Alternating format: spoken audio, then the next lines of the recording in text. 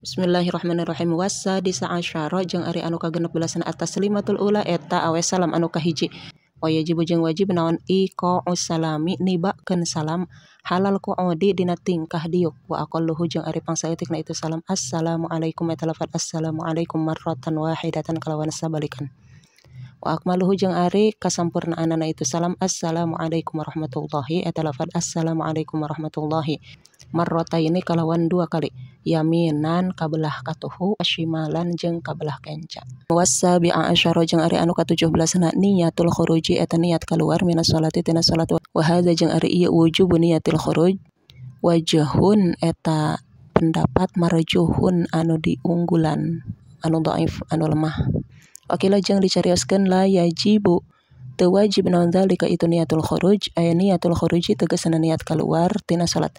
Wa hadzal wajhu jeung ari itu pendapat la yajibu dzalik huwa eta ari itu hadza al asahhu eta kaul anu leuwih sahih. Wasamin asyara jeung ari anu ka-18 tartibul arkani eta nartibkeun pirang-pirang rukun hatta bayna tasyahudil akhiri sehingga antara tasyahud akhir wassalati sareng maca shalawat ala nabi ka kanjeng Nabi sallallahu alaihi wasallam fihi dina tasyahud akhir.